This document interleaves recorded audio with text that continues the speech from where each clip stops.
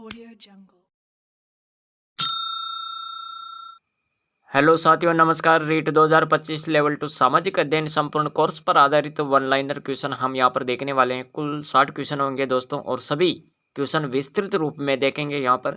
और ये सीरीज चल रही है 14 नंबर वाली। और सेशन को लाइक कर दीजिए, शेयर कर दीजिए, और चैनल पर अगर आप पहली बार देख रहे हो तो चैनल को सब्सक्राइब करें, क्योंकि मैं इसी तरह का कंटेंट आप सबके लिए लेकर आता रहता हूँ। बिना देरी किए हुए आज की सीरीज को शुरू करते हैं। देखते हैं आज का पहला क्वेश्चन क्या है। दोस्तों यहाँ पर क्वेश्चन सभी मॉडल पेपर वाले क्वेश्चन है ये। अब तक जितनी भी प्रतियोगी परीक्षाएं हुई है, रीट, सीटेट, आरटेट, उन सब से हमने यहाँ पर क्वेश्चन लिए हैं। सभी क्वेश्चन महत्वपूर्ण होंगे, तो सीरीज को अंत तक जरूर देखें। 60 क्वेश्चन है ये, और विस्तृत रूप में पढ़ेंगे। इससे आपका अभ्यास होगा, आपकी तैयारी मजबूत होगी। तो शुरू करते हैं और देखते हैं आज का पहला क्वेश्चन क्या है। यहाँ पर देखो साथियों, पहला क्वेश्चन है, सिंधु सभ्यता का नगर लोथल कहाँ पर स्थित है? गुजरात में। गुजरात के अहमदाबाद जिले के भोगवा नदी किनारे सरगवाल नामक ग्राम के समीप यह स्थित है, और एस.आर. राव के निर्देशन में इसकी खुदाई होती है। और यहाँ पर क्या मिला? तो पक्की ईंटों से बना विशाल गोदीबाड़ा यानी बंदरगाह ये मिला दोस्तों, जो कि विश्व का प्राचीनतम गोदीबाड़ा है। तो ये भी आपको याद रखना है यहाँ पर गोदीबाड़ा के बारे में। तो इस तरह से हम विस्तार से देखेंगे सभी जानकारी को। तो देखो, प्रत्येक क्वेश्चन विस्तृत रूप में देखने वाले हैं, तो वीडियो को अंत तक जरूर देखें। अगस्त 1932 में महात्मा गांधी ने मृत्यु पर्यंत उपवास आरंभ किया, क्योंकि अगस्त 1932 में महात्मा गांधी ने मृत्यु पर्यंत उपवास आरंभ किया। इसका क्या रीजन था, क्या कारण था? तो उन्होंने ब्रिटिश प्रधानमंत्री के सांप्रदायिक अधिनिर्णय में British prime ministers communal award Dalit वर्गों के लिए अलग चुनाव क्षेत्र की व्यवस्था को अस्वीकार कर दिया, और यही था इसका मुख्य कारण। तो ये आप यहाँ पर देखेंगे साथियों। देखो यहाँ पर अगला क्वेश्चन क्या है, किसकी जांच के लिए हंटर की अध्यक्षता में हंटर समिति का गठन किया गया? किसकी जांच के लिए हंटर की अध्यक्षता में हंटर समिति का गठन किया गया? तो यहाँ पर आप याद रखेंगे, 1 अक्टूबर 1919 को जलियांवाला बाग हत्याकांड की जांच के लिए लॉर्ड हंटर की अध्यक्षता में हंटर समिति का गठन किया गया। इसमें 5 अंग्रेज सदस्य शामिल थे और 3 भारतीय सदस्य थे। चौथा क्वेश्चन देखो, यहाँ पर क्वेश्चन है, बंगाल में धर्म सभा का संस्थापक कौन था? बंगाल में धर्म सभा का संस्थापक राधाकांत देव। और राधाकांत देव के बारे में आप ये भी याद रखें, राधाकांत देव हिंदू संस्कृति के संरक्षण के पक्षधर एवं विचारक थे, तथा अनेक भाषाओं के विद्वान भी थे ये। और राधाकांत देव ने 1830 में इसकी स्थापना की। किसकी? धर्म सभा की। तो ये आपको याद रखना है यहाँ पर। अब देखो पांचवा क्वेश्चन क्या है, क्वेश्चन सभी महत्वपूर्ण है। दिल्ली अभी दूर है, दिल्ली अभी दूर है, यह वाक्य किस सूफी संत द्वारा कहा गया? याद रखें यहाँ पर निजामुद्दीन औलिया के द्वारा कहा गया। ये गयासुद्दीन तुगलक निजामुद्दीन औलिया की लोकप्रियता से भयभीत थे। उनकी लोकप्रियता से भयभीत होकर गयासुद्दीन तुगलक ने उन्हें दिल्ली छोड़ने का आदेश दिया। गयासुद्दीन जब बंगाल से दिल्ली आ रहा था, तो निजामुद्दीन औलिया ने यह कहा कि अभी दिल्ली दूर है। दिल्ली पहुंचने से पहले ही अफगानपुर गांव में गयासुद्दीन तुगलक की मृत्यु हो गई। तो साथियों ये आपको यहाँ पर याद रखना है इसके बारे में। 6 नंबर का क्वेश्चन देखो, क्वेश्चन अति महत्वपूर्ण। किसने कहा मानव के लिए एक धर्म, एक जाति और मानवता के लिए एक ईश्वर है? किसने कहा ये? मानव के लिए एक धर्म, एक जाति और मानवता के लिए एक ईश्वर है। श्री नारायण गुरु ने कहा था ये। श्री नारायण गुरु ने क्या कहा? मानव के लिए एक धर्म, एक जाति और एक मानवता के लिए ईश्वर है। नारायण गुरु समाज सुधारक थे। नारायण गुरु क्या थे? समाज सुधारक। उन्होंने जाति प्रथा, मंदिरों में पशु बलि पर रोक लगाया। क्या किया इन्होंने? जाति प्रथा का विरोध किया, मंदिरों में पशु बलि प्रथा का इन्होंने विरोध किया। साथियों ये आप याद रखेंगे। यहाँ पर 1903 में इसने क्या किया? यहाँ पर याद रखें, एजवा जाति के सामाजिक और शैक्षणिक विकास के उद्देश्य से श्री नारायण धर्म परिपालन योगम की स्थापना की। केरल में अस्पृश्यता के विरुद्ध तथा सामाजिक समानता के लिए संघर्ष में नारायण गुरु की महत्वपूर्ण भूमिका रही। तो साथियों, ये जानकारी है जो आप यहाँ पर देख पा रहे हैं। इसके बाद में देखो अगला क्वेश्चन क्या है। वर्ष 1940 में व्यक्तिगत सत्याग्रह प्रारंभ के लिए महात्मा गांधी ने प्रथम सत्याग्रही किसे चुना गया। 1940 में व्यक्तिगत सत्याग्रह प्रारंभ करने के लिए महात्मा गांधी ने प्रथम सत्याग्रही किसे चुना गया। तो प्रथम सत्याग्रही कौन था। तो विनोबा भावे याद रखें, यहाँ पर प्रथम सत्याग्रही याद रखें विनोबा भावे। व्यक्तिगत सत्याग्रह की शुरुआत 17 अक्टूबर 1940 में होती है और प्रथम सत्याग्रही के रूप में विनोबा भावे को और दूसरे सत्याग्रही के रूप में पंडित जवाहरलाल नेहरू का नाम याद रखें। अगस्त प्रस्तावों को पूर्णतया अस्वीकार करने के बाद कांग्रेस ने व्यक्तिगत सत्याग्रह शुरू करने का निर्णय लिया, जिसका नेतृत्व गांधी जी के हाथों में था। 8वां क्वेश्चन देखो यहाँ पर, मेहरानगढ़ दुर्ग का निर्माण किसने करवाया था। मेहरानगढ़ का निर्माण तो राव जोधा के द्वारा करवाया गया था। इस दुर्ग का निर्माण होता है 1459 में। राव जोधा ने चिड़िया टूक पहाड़ी पर इसका निर्माण किया। दुर्ग की नींव किसने रखी। तो बीकानेर के राठौड़ वंश की जो कुलदेवी है करणी माता, इनके द्वारा इस दुर्ग की नींव रखी जाती है और इस दुर्ग को विभिन्न अन्य नामों से भी जाना जाता है, जैसे मयूरध्वज गढ़ और सूर्यगढ़, ये आप याद रखेंगे यहाँ पर। और दुर्ग में तख्त सिंह ने श्रृंगार चौकी का भी निर्माण करवाया। श्रृंगार चौकी जहाँ पर जोधपुर के राठौड़ वंश का राज तिलक हुआ करता था। और क्या याद रखेंगे यहाँ पर, दुर्ग की नींव में राजा राम मेघवाल और मेहर सिंह को जीवित समाधि दी गई थी साथियों। तो यह भी आप याद रखें यहाँ पर। अब देखो यहाँ पर 9वां क्वेश्चन क्या है। 9वां क्वेश्चन है, क्वेश्चन को ध्यान से पढ़िए। विवाह के दिन वधू की माता द्वारा ओढ़ी गई ओढ़नी क्या कहलाती है। विवाह के दिन वधू की माता द्वारा ओढ़ी गई ओढ़नी क्या कहलाती है। तो पीर जोड़, ये आप यहाँ पर ध्यान रखें, पीर जोड़ ओढ़नी। और ये ओढ़नी वधू के मामा द्वारा लाई जाती है, जो वधू की माँ ओढ़ती है। ये भी आप याद रखेंगे यहाँ पर, यह ओढ़नी वधू के मामा द्वारा लाई जाती है, जो वधू की माँ ओढ़ती है। 10 नंबर का क्वेश्चन देखो, शीतला माता का मेला कहाँ पर आयोजित होता है। ये जो शीतला माता का मेला है ये कहाँ पर लगता है। तो चाकसू जयपुर याद रखें, यहाँ पर चाकसू जयपुर में लगता है शीतला माता का मेला।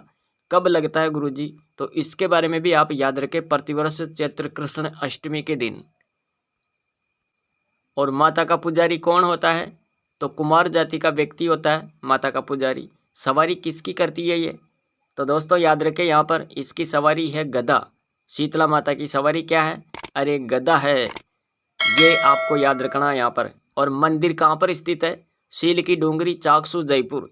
और मंदिर का निर्माण किसने करवाया था, सवाई माधो सिंह प्रथम के द्वारा इस मंदिर का निर्माण करवाया जाता है। और शीतला माता के उपनाम देखो यहाँ पर, शेडल माता है, चेचक की देवी, कुष्ठ निवारक देवी और बच्चों की संरक्षिका। तो साथियों देखो, विस्तृत जानकारी के साथ हम यहाँ पर प्रत्येक क्वेश्चन को ध्यान से पढ़ रहे हैं। सभी क्वेश्चन आपको देखना जरूरी है यहाँ पर, क्योंकि इसमें बहुत सारा कंटेंट मैंने लिख दिया है। तो आप यहाँ पर बिल्कुल भी समय खराब नहीं करेंगे, क्योंकि कंटेंट एकदम शानदार ज़बरदस्त है दोस्तों, सभी क्वेश्चन विस्तृत रूप में। अब देखो 11 नंबर का क्वेश्चन क्या है, दूधवा खारा किसान आंदोलन किस रियासत से संबंधित था। ये जो दूधवा खारा किसान आंदोलन है ये कौन सी रियासत से संबंधित था, कौन सी रियासत, बीकानेर रियासत का नाम याद रखें। 1944 में दूधवा खारा किसान आंदोलन हुआ था, दूधवा खारा किसान आंदोलन। और वर्तमान में दूधवा खारा ये जो है ये कहाँ पर है, अरे ये तो चूरू जिले में है दूधवा खारा, लेकिन आप रियासत का नाम याद रखेंगे यहाँ पर बीकानेर रियासत है। आगे बात करते हैं, आंदोलन का क्या कारण था, किस लिए हुआ था ये आंदोलन। तो दोस्तों याद रखिएगा यहाँ पर दूधवा खारा के ठाकुर सूरजमल सिंह द्वारा किसानों से अतिरिक्त कर वसूलना, यही इसका मुख्य कारण था। राजस्थान में जितने भी आंदोलन हुए हैं उनका कुछ न कुछ तो कारण रहा है। आंदोलन का नेतृत्व तो यहाँ पर याद रखें रघुवर दयाल, मग्गाराम वैद्य एवं हनुमान सिंह आर्य ने किया था इसका नेतृत्व। क्वेश्चन देखो यहाँ पर 12 नंबर का क्वेश्चन है, बाल एवं किशोर श्रम, बाल एवं किशोर श्रम यानी निषेध एवं विनियमन अधिनियम 1986 में बालक की आयु क्या निर्धारित की गई थी? तो दोस्तों याद रखिएगा यहाँ पर 14 वर्ष निर्धारित की गई थी इस अधिनियम के तहत। बाल एवं किशोर श्रम अधिनियम ये कब लागू हुआ था? तो तारीख याद रखिए 23 दिसंबर 1986। बाल एवं किशोर श्रम अधिनियम ये कब लागू हुआ? 23 दिसंबर 1986 को लागू हुआ। और इसमें बालक की आयु क्या निर्धारित की गई थी? 14 वर्ष निर्धारित की गई थी साथियों। इसके बाद में देखो यहाँ पर यह अधिनियम संपूर्ण भारत में लागू हुआ। ये अधिनियम संपूर्ण भारत में लागू है दोस्तों, तो ये भी आप यहाँ पर देखेंगे। 13 नंबर का क्वेश्चन है। क्वेश्चन क्या है? संसद अथवा विधानसभा का सदस्य राष्ट्रपति निर्वाचित हो सकता है किंतु वह संसद अथवा विधानसभा का सदस्य नहीं रहेगा। तो यहाँ पर क्वेश्चन को थोड़ा सा ध्यान से पढ़ना है, उसके बाद में ही आप समझ पाएंगे। तो संसद अथवा विधानसभा का सदस्य राष्ट्रपति निर्वाचित हो सकता है किंतु वह संसद अथवा विधानसभा का सदस्य नहीं रहेगा पद ग्रहण करने की तारीख से, ये आप यहाँ पर देखेंगे। और अनुच्छेद कौन सा है? 59 अनुच्छेद याद रखें यहाँ पर। भारतीय संविधान के अनुच्छेद 59(1) के अनुसार राष्ट्रपति के किसी सदन का या किसी राज्य के विधानमंडल के किसी सदन का सदस्य नहीं होगा। और यदि संसद के किसी सदन का या किसी राज्य के विधानमंडल के किसी सदन का कोई सदस्य राष्ट्रपति निर्वाचित हो जाता है तो यह समझा जाएगा कि उसने एक सदन में अपना स्थान राष्ट्रपति के रूप में अपने पद ग्रहण करने की तारीख से रिक्त कर दिया है। तो ये आप यहाँ पर देखेंगे साथियों। 14 नंबर का क्वेश्चन देखो। क्वेश्चन क्या है? भारत के संविधान का अनुच्छेद 243 ZE किससे संबंधित है? भारत के संविधान का अनुच्छेद 243 ZE ये किनसे संबंधित है? तो याद रखें यहाँ पर महानगर योजना समिति। 15 नंबर का क्वेश्चन है। भारत में पाए जाने वाला अधिकांश लौह धातु किस प्रकार का है? भारत में पाया जाने वाला अधिकांश लौह धातु किस प्रकार का है? हेमेटाइट। किस प्रकार का है? हेमेटाइट। याद रखें यहाँ पर लौह अयस्क की बात करें तो साथियों देखो लौह अयस्क 4 प्रकार का होता है। कितने प्रकार का? 4 प्रकार का। पहला है मैग्नेटाइट, दूसरा है हेमेटाइट, तीसरा लिमोनाइट और चौथा है सीडेराइट। भारत में सर्वाधिक पाया जाने वाला लोहे का कौन सा प्रकार है यहाँ पर? तो हेमेटाइट आपको याद रखना है। हेमेटाइट लौह अयस्क को गेरुआ लोहा भी कहा जाता है। कौन सा लोहा? अरे गेरुआ लोहा भी कहते हैं। तो यह है महत्वपूर्ण जानकारी जो आप यहाँ पर देख पा रहे हैं। 16 नंबर का क्वेश्चन देखो साथियों। मारवाड़ मेरवाड़ा बीच स्थित है। मारवाड़ और मेरवाड़ा के बीच में कौन सा दर्रा स्थित है? तो बर दर्रा याद रखें यहाँ पर। इस दर्रे से राष्ट्रीय राजमार्ग 162 गुजरता है। सड़क घनत्व की मापन इकाई है। सड़क घनत्व की मापन इकाई तो प्रति 100 वर्ग किलोमीटर, प्रति 100 वर्ग किलोमीटर ये सड़क घनत्व की मापन इकाई है। और राजस्थान में वर्ष 2020-21 में सड़क घनत्व 78.6 किलोमीटर प्रति 100 वर्ग किलोमीटर है। राजस्थान में वर्ष 2020-21 की बात हो रही है। यहाँ पर सड़क घनत्व कितना? 78.6 किलोमीटर प्रति 100 वर्ग किलोमीटर। भारत में सड़क घनत्व की बात करें तो साथियों यहाँ पर आप क्या याद रखेंगे? 152.4 किलोमीटर प्रति 100 वर्ग किलोमीटर। ये भारत में सड़क घनत्व कितना? 152.4 किलोमीटर प्रति 100 वर्ग किलोमीटर याद रखें यहाँ पर। 18 नंबर का क्वेश्चन देखो। जनगणना 2011 के अनुसार भारत की कुल जनसंख्या में महिला व पुरुष जनसंख्या का प्रतिशत कितना है? 2011 की जनगणना के अनुसार भारत की जनसंख्या में महिला पुरुष का जनसंख्या का प्रतिशत आपको देखना है यहाँ पर। तो महिलाओं की बात करें तो 48.53%, पुरुष 51.47%। और भारत की जनसंख्या 121.9 करोड़। जनगणना 2011 के अनुसार, ये आप यहाँ पर देखेंगे साथियों। देखो 19 नंबर का क्वेश्चन क्या है, विश्व में सर्वाधिक वर्षा प्राप्त करने वाला क्षेत्र कौन सा है। विश्व में सर्वाधिक वर्षा प्राप्त करने वाला क्षेत्र बताना है। श्रीलंका पठार। कौन सा, अरे श्रीलंका पठार याद रखे। विश्व में सर्वाधिक वर्षा प्राप्त करने वाला क्षेत्र कौन सा है, श्रीलंका पठार है साथियों। और विश्व में सर्वाधिक वर्षा वाला स्थान की बात करें तो मासिनराम चेरापूंजी मेघालय याद रखना। इसके बाद में बात करते हैं यहाँ पर मालाबार तट भारत में सबसे पहले मानसूनी वर्षा प्राप्त करने वाला क्षेत्र है, तो ये भी आप देखेंगे यहाँ पर। कोरोमंडल तट पर शीत ऋतु में उत्तर पूर्वी मानसून से वर्षा होती है। कोरोमंडल तट पर शीत ऋतु में उत्तर पूर्वी मानसून से वर्षा होती है। देखो यहाँ पर 20 नंबर का क्वेश्चन क्या कर रहा है, छत्तीसगढ़ का कोरबा क्षेत्र जाना जाता है, किसके लिए जाना जाता है भाई ये, तो छत्तीसगढ़ का कोरबा क्षेत्र ये किसके लिए जाना जाता है, तो देखो यहाँ पर याद रखें एल्यूमिनियम उद्योग के लिए कोरबा क्षेत्र जाना जाता है, ये छत्तीसगढ़ का क्षेत्र है। बालको भारत एल्यूमिनियम कंपनी का उपक्रम कोरबा छत्तीसगढ़ में ही स्थित है। अभ्रक के लिए कोडरमा क्षेत्र झालावाड़ का प्रसिद्ध है और तांबा के लिए खेतड़ी क्षेत्र राजस्थान याद रखें यहाँ पर। 21 नंबर का क्वेश्चन देखो साथियों, 21 नंबर का क्वेश्चन क्या है, वायुदाब मापन की इकाई प्रचलित इकाई कौन सी है, तो याद रखें मिलीबार। क्या याद रखेंगे, अरे वायुदाब मापन की जो प्रचलित इकाई है वो क्या है, मिलीबार है साथियों, मिलीबार। और वायुदाब किसे कहते हैं, इसकी भी परिभाषा देखो यहाँ पर, वायुमंडलीय परतों के कारण, वायुमंडलीय परतों के कारण पृथ्वी पर लगने वाला दबाव वायुदाब कहलाता है।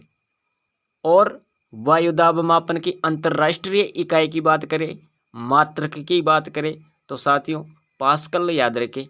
क्वेश्चन देखो यहाँ पर, उष्णकटिबंधीय चक्रवातों की उत्पत्ति के लिए आदर्श स्थिति क्या है, 5 डिग्री से लेकर 30 डिग्री अक्षांशों के रूप में, ये तो रखेंगे आप याद। और देखो यहाँ पर क्या है, उष्णकटिबंधीय चक्रवात अयनवर्तीय होते हैं, क्या होते हैं, अरे उष्णकटिबंधीय चक्रवात अयनवर्तीय होते हैं। और ये कर्क रेखा और मकर रेखा, क्या, अरे कर्क रेखा और मकर रेखा के समीप आते हैं। और साथियों आप यहाँ पर यह भी याद रखें 0.5 डिग्री से 30 डिग्री अक्षांशों के रूप में यहाँ पर महासागरीय जल का तापमान 27 डिग्री से अधिक होता है। उष्णकटिबंधीय चक्रवातों की उत्पत्ति व्यापारिक पवनों की पेटी में होती है दोस्तों। उष्णकटिबंधीय चक्रवातों की उत्पत्ति किससे होती है, व्यापारिक पवन की पेटी से। क्वेश्चन देखो 23 नंबर का क्वेश्चन क्या है, हवाओं का मौसमी परिवर्तन किसकी सामान्य विशेषता है, हवाओं का मौसमी परिवर्तन किसकी सामान्य विशेषता है, तो साथियों यहाँ पर आप क्या याद रखेंगे, अरे केवल मानसून जलवायु। किसकी विशेषता है, मानसून जलवायु की विशेषता है, मानसून जलवायु की ये विशेषता है साथियों। हवाओं का मौसमी परिवर्तन केवल मानसून जलवायु की विशेषता है। मानसून जलवायु प्रदेश में ग्रीष्मकाल, मानसून जलवायु प्रदेश में ग्रीष्मकाल तथा आर्द्र व गर्म होता है। मानसून जलवायु प्रदेश में ग्रीष्मकाल तथा आर्द्र व गर्म होता है। 24 नंबर का क्वेश्चन देखो, क्वेश्चन क्या है, ओजोन छिद्र की घटना के लिए सर्वाधिक उत्तरदायी प्रदूषक क्या है, ओजोन छिद्र की घटना के लिए सबसे ज्यादा उत्तरदायी प्रदूषक कौन सा है, तो क्लोरोफ्लोरोकार्बन याद रखना यहाँ पर। ओजोन छिद्र की घटना के लिए सर्वाधिक उत्तरदायी प्रदूषक कारक कौन सा है, क्लोरोफ्लोरोकार्बन। इनका व्यापारिक नाम क्या है, तो दोस्तों याद रखें इनका व्यापारिक नाम है फ्रियोन। और ओजोन छिद्र के लिए ये उत्तरदायी तत्व, और देखो यहाँ पर ओजोन छिद्र के लिए उत्तरदायी तत्व कौन कौन से हैं, एक तो है सौर कलंक, chlorofluorocarbon, nitrogen oxide, fluorinated gas, fluorinated gas, HFC, PFC, SFC, ये आप दोस्तों यहाँ पर याद रखेंगे। इसके बाद में देखो 25 नंबर का क्वेश्चन, बैंक दर से क्या तात्पर्य है, बैंक दर किसे कहते हैं, इसके बारे में आप यहाँ पर क्या देखेंगे, जिस पर केंद्रीय बैंक व्यापारिक बैंकों को उधार देता है, जिस पर केंद्रीय बैंक व्यापारिक बैंकों को उधार देता है, बैंक RBI के द्वारा मौद्रिक नीति व निर्धारक में महत्वपूर्ण उपकरण के रूप में काम में ली जाती है। बैंकों द्वारा रिजर्व बैंक से दीर्घकाल के लिए जिस दर से ऋण लिया जाता है उसे बैंक दर कहते हैं साथियों। 26 नंबर का क्वेश्चन देखो, क्वेश्चन क्या है, सहायक सामग्री से बालकों में कौन सा गुण विकसित होता है। तो दोस्तों यहाँ पर क्या याद रखेंगे, एक तो सृजनात्मक शक्ति, एक है वैज्ञानिक दृष्टिकोण और अन्वेषण प्रेरणा आदि गुणों का विकास होता है साथियों। 27 नंबर का क्वेश्चन देखो, सामाजिक अध्ययन के अधिगम को सरल बनाने हेतु क्रियाकलाप है।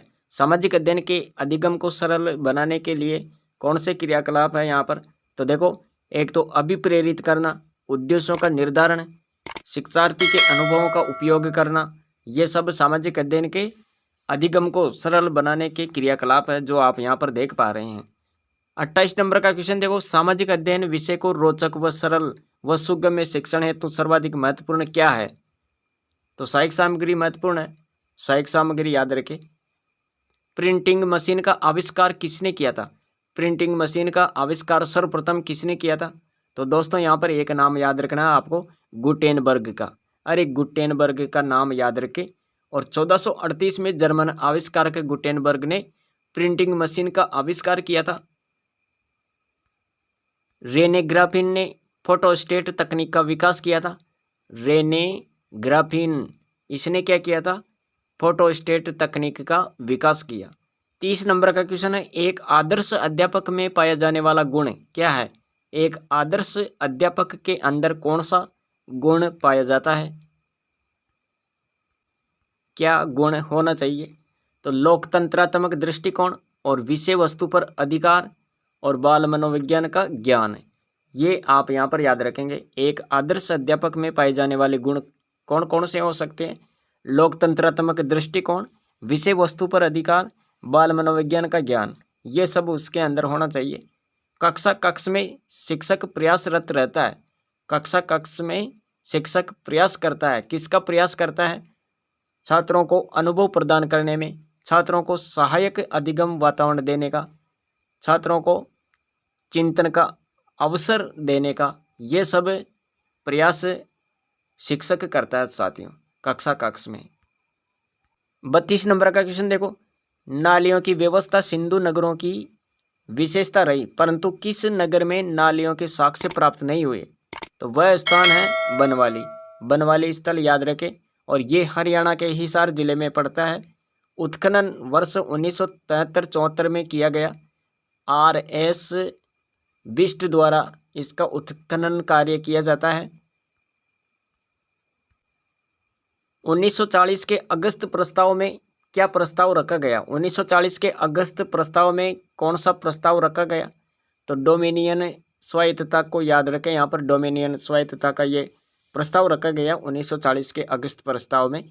वर्ष 1940 में वायसराय लॉर्ड लिनलिथगो ने यह प्रस्ताव रखा कि केंद्र में एक अंतरिम सरकार का गठन किया जाए।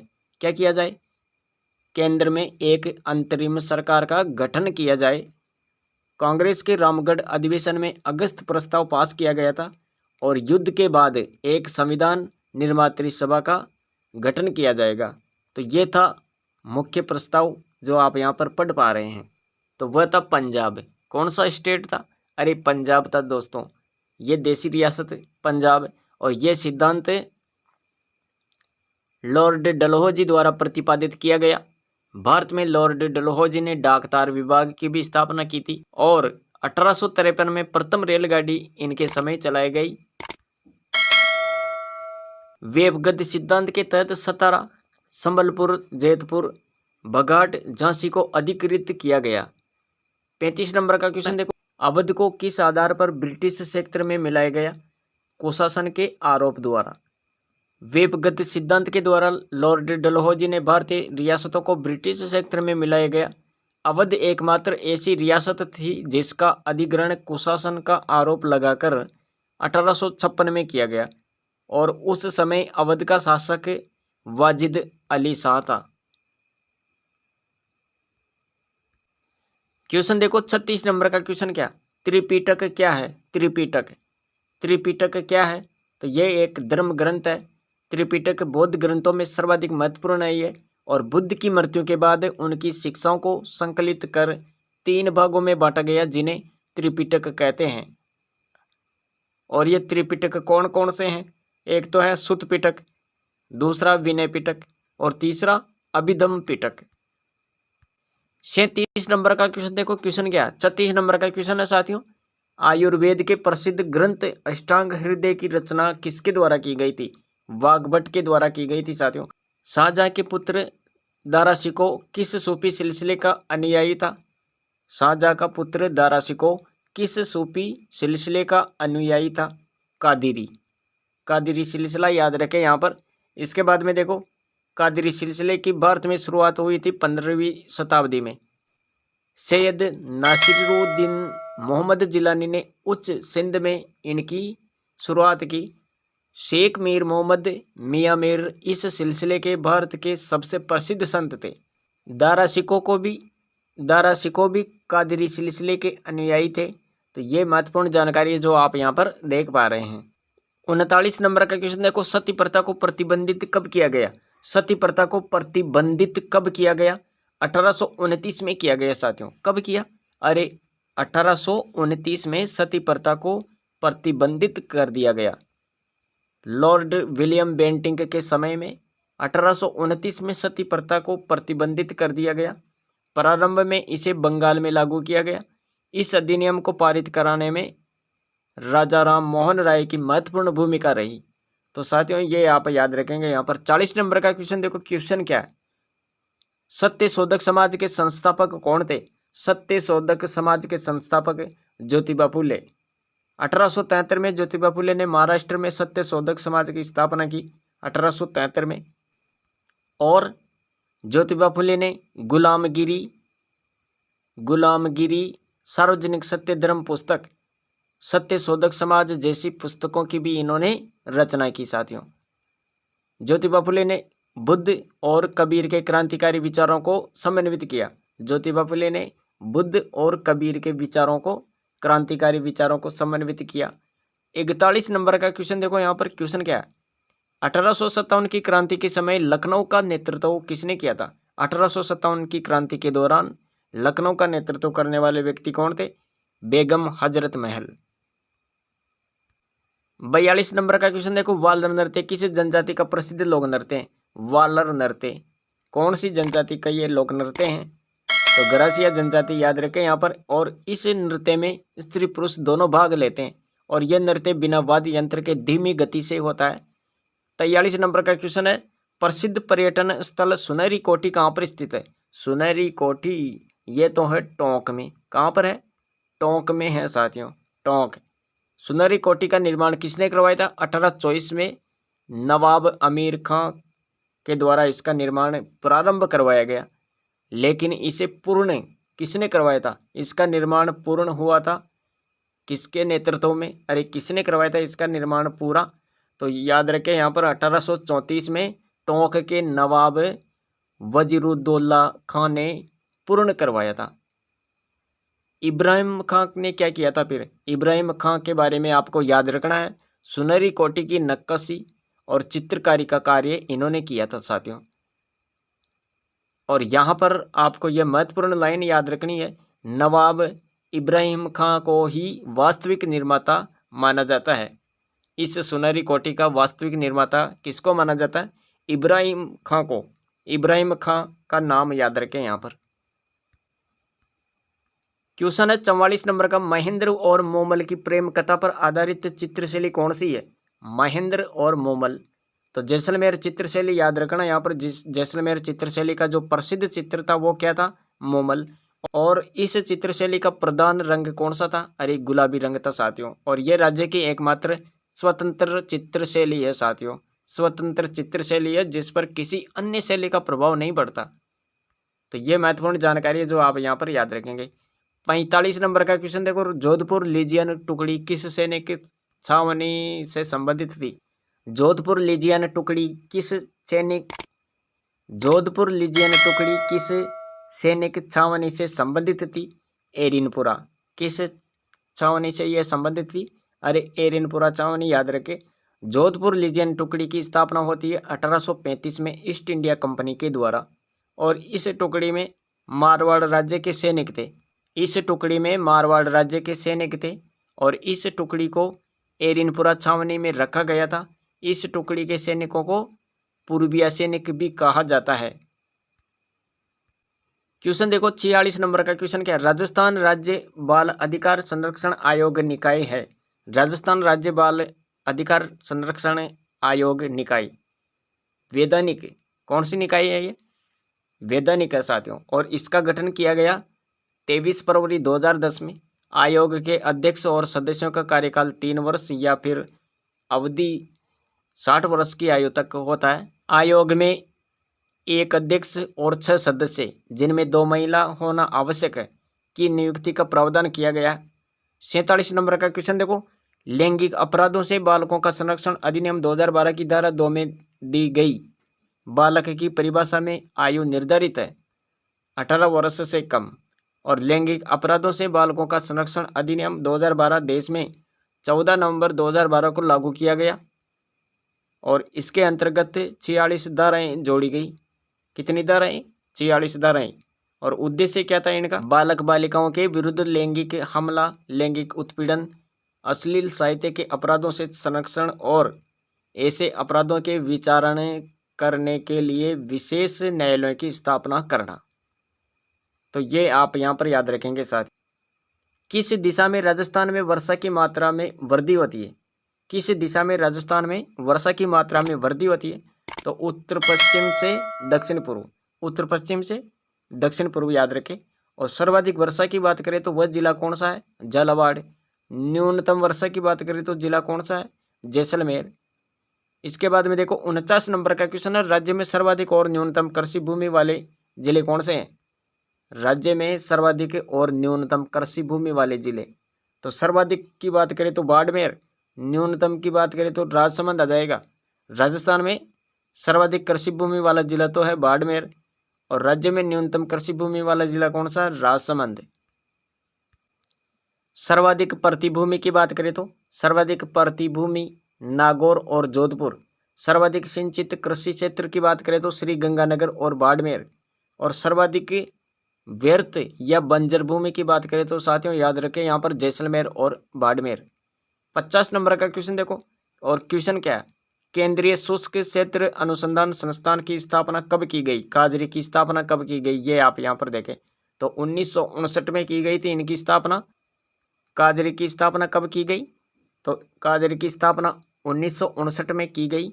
मरुस्थल वनीकरण एवं मृदा संरक्षण केंद्र कर भारत सरकार द्वारा की गई इसकी स्थापना। काजरी की स्थापना वर्ष 1959 में मरुस्थल वनीकरण एवं मृदा संरक्षण केंद्र कर भारत सरकार द्वारा की गई। काजरी का मुख्य उद्देश्य क्या? शुष्क एवं अर्ध शुष्क क्षेत्र में वन संपदा व कृषि विकास करने हेतु पेड़ पौधों, मिट्टी, हल भूमि के संबंध में व्यापक सर्वेक्षण और शोध एवं अध्ययन करना। और काजरी का मुख्यालय कहाँ पर है? जोधपुर में है। 51 नंबर का क्वेश्चन देखो, राजस्थान में बेरिलियम के उत्पादक जिले कौन से हैं? बेरिलियम उत्पादक जिले जयपुर है, राजसमंद है, भीलवाड़ा है, सीकर है, टोंक है। तो ये चारों पांचों जिले याद रखें। यहाँ पर राजस्थान का प्रमुख धार्मिक स्थल रामदेवरा किस राष्ट्रीय राजमार्ग पर है? राजस्थान का प्रमुख धार्मिक स्थल रामदेवरा ये कौन सी राष्ट्रीय राजमार्ग पर स्थित है? तो वह राष्ट्रीय राजमार्ग है 125 और ये पोखरण जैसलमेर से जोधपुर तक जाता है। और इसकी कुल लंबाई की बात करें तो 176.33 किलोमीटर। और राष्ट्रीय राजमार्ग 162 की बात करें तो साथियों ये पाली व ब्यावर के मध्य बरदर्रा स्थित है। यानी राष्ट्रीय राजमार्ग 162 पर क्या है? पाली व ब्यावर के मध्य बरदर्रा स्थित है। और राष्ट्रीय राजमार्ग 552 टोंक से सवाई माधोपुर तक जाता है। यहाँ पर राष्ट्रीय राजमार्ग आपको याद रखना है 552 और ये टोंक से सवाई माधोपुर तक जाता है। राष्ट्रीय राजमार्ग 752 की बात करें तो किशनगढ़ बारा से अकरोल झालावाड़ तक जाता है ये। 53 नंबर का क्वेश्चन देखो, क्वेश्चन क्या? पूर्णतया प्रतिबंधित वन क्षेत्र कौन सा है? पूर्णतया प्रतिबंधित वन क्षेत्र की बात करें तो आरक्षित वन आ जाएगा, जो कि ये राज्य के नियंत्रण में होता है। राज्य के नियंत्रण में यानी राज्य सरकार के अधीन होता है ये। वह वन जहाँ पर लकड़ी काटना, पशुचारण पूर्णतया प्रतिबंधित है, उसे क्या बोलते हैं? आरक्षित वन कहते हैं। और ये पूर्णतः राज्य सरकार के अधीन होते हैं। और राजस्थान में आरक्षित वन कितना है? 38.11%। और संरक्षित वन की बात करें तो ये है 55.64%। और अवर्गीकृत वन की बात करें तो 6.25% है। ये तीनों प्रकार के आप यहाँ पर वन देख लिए हैं। अब इसके बाद में बात करते हैं 54 नंबर का क्वेश्चन। क्या है का क्वेश्चन है? किस वृक्ष के पत्तों से बीड़ी बनाई जाती है? बीड़ी कौन से पत्तों से बनाई जाती है? किसके पत्तों से बनाई जाती है? तो तेंदू का पत्ता याद रखें। यहाँ पर तेंदू वृक्ष से ज्यादातर झालावाड़, बारां, कोटा, चित्तौड़गढ़, बांसवाड़ा, उदयपुर, डूंगरपुर जिलों में पाए जाते हैं। यानी ये तेंदू वृक्ष कहाँ पर पाया जाता है? तो ये झालावाड़, बारां, कोटा, चित्तौड़गढ़, बांसवाड़ा, उदयपुर, डूंगरपुर जिलों के वनों में पाए जाते हैं। और तेंदू के फल को स्थानीय भाषा में टिमरू कहते हैं। तेंदू के फल को स्थानीय भाषा में क्या बोलते हैं? टिमरू। किस उद्योग को सनराइज उद्योग की संज्ञा दी गई? सनराइज, तो वह है सॉफ्टवेयर उद्योग। और भारत का कौन सा राज्य दक्षिण पश्चिम मानसून से वर्षा प्राप्त नहीं करता? भारत का कौन सा राज्य दक्षिण पश्चिम मानसून से वर्षा प्राप्त नहीं करता? तो वो है तमिलनाडु। तमिलनाडु याद रखें यहाँ पर। इसके बारे में आपको महत्वपूर्ण जानकारी याद रखनी है। और वो महत्वपूर्ण जानकारी क्या है? दक्षिण पश्चिम मानसून की दो शाखाएं होती है। दक्षिण पश्चिम मानसून की दो शाखाएं कौन कौन सी? एक तो है अरब सागरीय शाखा और दूसरी बंगाल की खाड़ी शाखा। याद रखें, दक्षिण पश्चिम मानसून की उत्पत्ति हिंद महासागर के दक्षिण भाग से होती है। और भारत में तमिलनाडु राज्य दक्षिण पश्चिम में मानसून से वर्षा प्राप्त नहीं करता है। भारत में तमिलनाडु राज्य दक्षिण पश्चिम मानसून से क्या प्राप्त नहीं करता है? अरे वर्षा प्राप्त नहीं करता है। और दक्षिण पश्चिम मानसून को ग्रीष्मकालीन मानसून भी कहते हैं। दक्षिण पश्चिम मानसून को क्या बोलते हैं? ग्रीष्मकालीन मानसून भी कहते हैं साथियों। यह भी आप याद रखें यहाँ पर। और ग्रीष्मकालीन मानसून को सर्वप्रथम वर्षा ग्रीष्मकालीन मानसून से सर्वप्रथम वर्षा केरल राज्य यानी मलाबार तट में होती है। 57 नंबर का क्वेश्चन देखो, यहाँ पर क्वेश्चन है साथियों 57 नंबर का क्वेश्चन। नाथपा झाकरी जल विद्युत परियोजना स्थित है। ये कहाँ पर है? नाथपा झाकरी जल विद्युत परियोजना तो सतलज नदी पर है ये। और ये राजस्थान और हिमाचल प्रदेश की संयुक्त परियोजना है। तो ये आप यहाँ पर याद रखेंगे। इसके बाद में देखो नथुला दर्रा ये कहाँ पर है? कौन से राज्य में है? सिक्किम में। पृथ्वी पर स्थित किन्हीं दो स्थानों के मध्य वायुदाब में परिवर्तन की दर को क्या कहते हैं? पृथ्वी पर स्थित किन्हीं दो स्थानों के मध्य वायुदाब में परिवर्तन की दर क्या कहलाती है? तो बैरोमेट्रिक ढाल। ये आपको यहाँ पर देखना है। पृथ्वी पर स्थित किन्हीं दो स्थानों के मध्य वायुदाब में परिवर्तन की दर को बैरोमेट्रिक ढाल कहते हैं। आइसोबार किसे कहते हैं? फिर आइसोबार के बारे में भी आप याद रखें। यहाँ पर समान वायुदाब वाले क्षेत्रों को मिलाने वाली काल्पनिक रेखा को क्या बोलते हैं? आइसोबार। और मिलीबार वायुदाब मापने की प्रचलित इकाई को कहते हैं मिलीबार। और आज की सीरीज का ये लास्ट क्वेश्चन देखो, पारिस्थितिकी निकाय में ऊर्जा का प्राथमिक स्रोत क्या है? सूर्य। क्या याद रखेंगे यहाँ पर? सूर्य को याद रखना प्राथमिक स्रोत ऊर्जा का। और सौर ऊर्जा की मदद से उत्पादक प्रकाश संश्लेषण क्रिया द्वारा अपना भोजन बनाते हैं। और उत्पादक पोषण का प्राथमिक स्तर है जिसमें प्राकृतिक वनस्पति को शामिल किया जाता है। तो दोस्तों ये थी आज की महत्वपूर्ण जानकारी, जिसमें हमने कुल 60 क्वेश्चन विस्तृत रूप में यहाँ पर देखने की कोशिश की है। और सभी मॉडल पेपर वाले क्वेश्चन है जो पिछली प्रतियोगी परीक्षाओं में आए हुए हैं ये। तो मिलेंगे अगली सीरीज में। आज के लिए इतना ही। Thanks for watching.